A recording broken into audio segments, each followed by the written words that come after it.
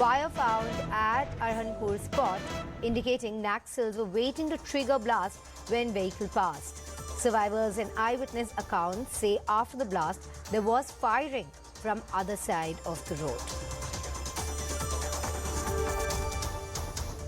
Right, this is the biggest attack in Bastar since 2021. Going across to my colleague Satyanarayan Chandak joins us, my colleague from News 18 Hindi. Good morning to you, Satya. This blast, the latest piece of information that's come in, we're hearing that even as the Jawans were rescuing their colleagues, the Maoists continued to fire. जी आपको बताना चाहूँगा कि दंतेवाड़ा जो जिले का रामपुर क्षेत्र है वो काफ़ी माओवादी प्रभावित इलाका है। वहाँ पर जो है पिछले 3 दिन से जो डीआरजी के जवान हैं वो ऑपरेशन पर निकले हुए थे और वहाँ पर लगातार जो है ऑपरेशन कर रहे थे। ऑपरेशन करने में जो है कल सुबह उनके साथ नक्सलियों के साथ मुठभेड़ हुई और जिसके बाद एक नक्सली घायल हुआ था। उस घायल नक्सली को लेकर जब दंतेवाड़ा लौट रहे थे तो उस दौरान जो है माओवादियों ने जो है घात लगाकर एक आईडी ब्लास्ट किया जिसमें 10 जवान शहीद हो गए और एक ड्राइवर की मौत हो गई है। उसके बाद जो है शहीद जवानों का जो शव है वो दंतेवाड़ा लाया गया है और दंतेवाड़ा में आज 11 बजे श्रद्धांजलि का कार्यक्रम रखा गया है जिसमें प्रदेश के मुख्यमंत्री भूपेश बघेल कार्यक्रम में शामिल होंगे और उनको श्रद्धांजलि देंगे। इसके अलावा जो है वहाँ पर एक अधिकारियों की बैठक रखी गई है और बैठक में जो है स्थानीय स्तर के अधिकारी रहेंगे और आसपास के जिलों के भी एसपी वहाँ पर रहेंगे और जो सीएम मुख्यमंत्री है वो जानेंगे कि घटना आखिरकार कैसे हो गई, क्योंकि सेफ इलाका माना जाता है दंतेवाड़ा और खास करके जहाँ घटना स्थल हुआ है अरनपुर का क्षेत्र है वो नक्सल प्रभावित जरूर है, लेकिन स्टेट हाईवे जो है 5 नंबर की सड़क है और वहाँ पर हर दिन जो है वाहनों का आवागमन रहता है और जहाँ ब्लास्ट हुआ है वो वहाँ पर जवान जो है सुबह भी उस इलाके में लगातार गश्त में थे। उसके बावजूद भी कहाँ इंटेलिजेंस फेल हो गई, यहाँ पर जवानों से कहाँ चूक हो गई है, इसको लेकर आज मुख्यमंत्री जो है अधिकारियों से बातचीत करेंगे। जी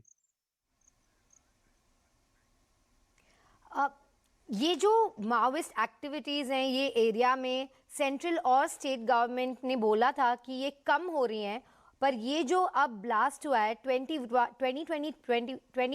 में 22 जवान उनकी मौत हुई थी एक ब्लास्ट में, उसके बाद ये सबसे बड़ा ब्लास्ट है।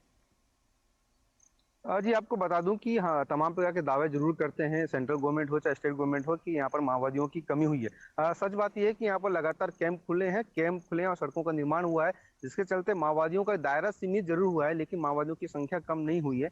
कल जो है आईडी ब्लास्ट हुई है और ये साबित करता है कि कहीं ना कहीं माओवादियों की जो पैठ है अभी भी इस इलाके में कायम है और लगातार जवान इस इलाके की सर्चिंग और अभियान जरूर चलाते हैं और साथ साथ कैंप का निर्माण जरूर करते हैं। लेकिन माओवादी भी जो है इस इलाके में पिछले कई सालों से यहाँ पर माओवादियों के होने के कारण जो है उनका खुफिया तंत्र काफी मजबूत है, उनकी पैठ है यहाँ पर काफी मजबूत है, जिसको कहीं ना कहीं माओवादियों के खात्मा के लिए जो है सेंट्रल गवर्नमेंट स्टेट गवर्नमेंट प्रयास जरूर कर रही है। दोनों मिलकर इस इलाके में दंतेवाड़ा बीजापुर सुकमा इलाका में पिछले 1 साल में कई कैंपों का निर्माण किया गया है, कई इलाकों में सड़कों का निर्माण किया गया है और माओवादियों का दायरा सीमित जरूर हुआ है, लेकिन माओवादियों का जो संख्या है वो कम नहीं हुआ है। और कल की घटना ये दर्शाती है कि कहीं ना कहीं माओवादियों की पैठ जो है आज भी दक्षिण बस्तर में और खास करके बस्तर में आज भी माओवादियों का कब्जा है। जी Thank you very much for bringing us all those details, Satyanarayan. Going across to my colleague Arunima as well, who joins us with all the latest. Good morning to you, Arunima. PM Modi has also put out a message condoling the loss of our jawans. In fact, there was one loss of a civilian life as well in this attack. Apparently, the crater was about 25 feet wide. Despite that area being sanitized, it looks like a very determined red strike in Chattisgarh once again. I don't think the area was sanitized at all. That's one of the basic violation of the standard operating procedure. Because if you speak to locals who survived and the eyewitnesses, and there was also, DRG personnel who survived. From the account that we have got, there were at least 4 vehicles in this convoy. The first 2 vehicles were rushing off in a lot of speed, so they survived. This particular vehicle, and there was an SUV. So this particular vehicle overtook the SUV, and the moment it went about 100 meters ahead, there was this blast, and after the blast, there was also firing from the other side of the road. That is what preliminary information seems to suggest. So if there was firing, if there was IED, and some strands of wire has been found as well, which means that the Naxals had connected the IED and they were waiting to see when the convoy passes to trigger off the blast. All of this clearly is evidence enough to show that the area was not sanitized at all. That's the first violation of the standard operating procedure. There are various other SOP violations as well. Why was this convoy moving in without a road opening party? Usually, it is advised that if you walk during an operation and if the distance is too much, you take a motorbike.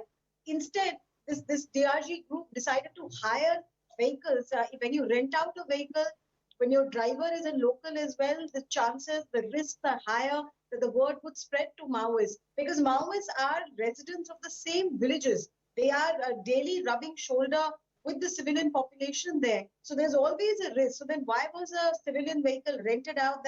That's question number 2 that is being asked. There are various other questions as well. Whether this was a trap, because the intelligence was about Naxal presence, and policemen who survived say that they did encounter Naxals. There was gunfight. Even after that, why was the same road taken without sanitization, without ROP? These are questions that the administration will have to answer.